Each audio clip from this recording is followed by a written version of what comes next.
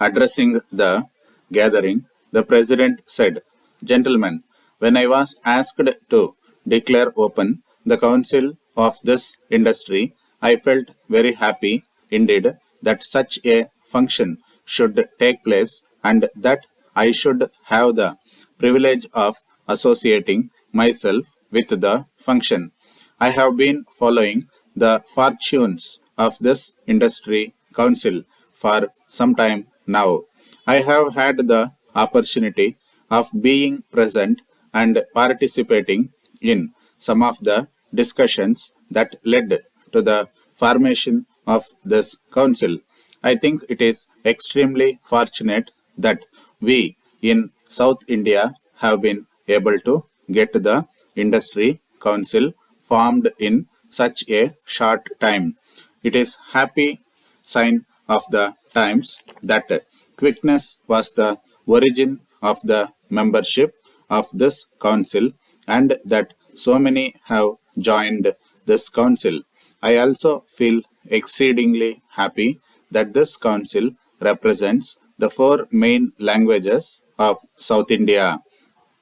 Only this forenoon and afternoon we were having a discussion with another committee in the university, and I venture to suggest that perhaps no university could have as many language on its roots and the care of developing these languages as our university.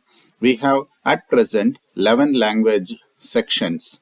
It is our intention to increase this number by some more languages. Efforts are being made in this direction. What particularly strikes me as significant is that the four languages of South India should have joined together to form this council. It is as it should be and ought to be. Not only are these languages so interdependent, but there is a common origin for these languages. I think it may be said without fear of any doubt that throughout the country there are scholars in all these languages in most of the districts. It is therefore well that on the first occasion that a council of this nature was to be started, the representatives who are responsible for the task of spreading the knowledge of these languages should have come together. My own impression of the industry council is that it is something far higher, far nobler than any other industry of its sort, than any trade organization of its sort. You are dealing with the intellectual element. You are dealing with people who are not after fashions or who are after other pleasures of life. You are here to supply intellectual material for the elite of the society. For I hope we still believe that those who are educated are the elite of society in spite of difficulties that we are now experiencing. You probably are all aware that very shortly elections are going to take place, and one of the main features of those who are responsible for the elections is to convert the literates into illiterates. That is the process that we may have to go through. I myself do not know for whom I am going to vote, for some figures or for some birds, for some figures or for something or other. I have to study for the first time, although you may think that I am comparatively not ignorant of some of the languages, in what manner I have to exercise my franchise. But that apart, I venture to think that this council is an exceedingly valuable institution and has a prestige of its own that cannot be ordinarily given to other trade associations. It is from that point of view that I am happy that for the first time in the trade, a council such as this has been formed, which will be an example to other trade associations of a like nature. I have always felt that one of the chief difficulties for the spread of the literature that is available is the lack of opportunity for proper advertisement. I do not mean advertisement of a gross nature such as those we unfortunately find as we walk or ride through the streets of our city, but I mean real useful advertisement which will know how to get the books taken to the farthest corners of the earth. Perhaps no nation is better fitted for advertisement than the Americans. I think they have stolen a march over others. Whatever it may be the latest method of preparing food which has to be used all over the streets. The advertisement is so great, is so tremendous, is so persistent that everybody is bound to take notice of it.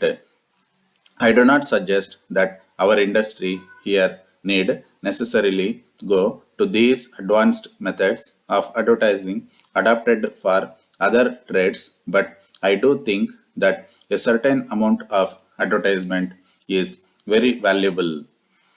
Ladies and gentlemen, I have not come here to preach a sermon. I am just thinking aloud and say that it is, in my opinion, that you have won.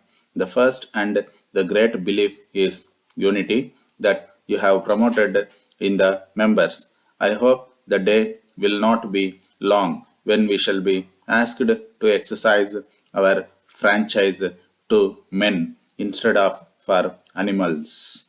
Thank you. Sir, we are in receipt of your kind letter of the 10th ultimo. We regret we could not reply immediately since our firm was engaged in the yearly stock taking and closing of the accounts. Coming to the subject, you have been kind enough to bring to our notice several defects in the goods of our firm received by you. You have demanded emphatically for the return of your money and also, in a way, threatened us with dire consequences in the event of our failure to comply with it. Though we are sorry at the tenor of your communication, we as businessmen of repute desire to assure you once more that between self-respect and loss of a small sum, we would always prefer the former. The defects enumerated in your letter occurred mainly due to reasons beyond our control, since we were engaged in the preparation of the balance sheet and profit and loss account of our firm, and since all our staff members were overworked, proper supervision over the dispatch of consumers' good could not be exercised. So, in three or four consignments, our servants unintentionally included the second quality and cheap articles. On noticing this mistake, we ourselves volunteered to some of our customers who received inferior goods with a request to return the whole package at our cost. All of them promptly replied and expressed their appreciation at our business methods. Due to a oversight, the number of consignments and its contents were wrongly noted in your case, and therefore we could not even write to you in this respect. Now that you have communicated as above, we offer to you a 20% reduction on the face value of the goods provided you keep them, and we will bear the entire transmission charges. In the alternative, you are at liberty to repack the things properly and to dispatch them forthwith, on receipt of which we shall refund your amount. As a long-standing customer and as one who knows fully the difficulties and troubles in dealing with such matters, We appreciate your selecting the farmer choice. Awaiting your early reply. We remain yours faithfully.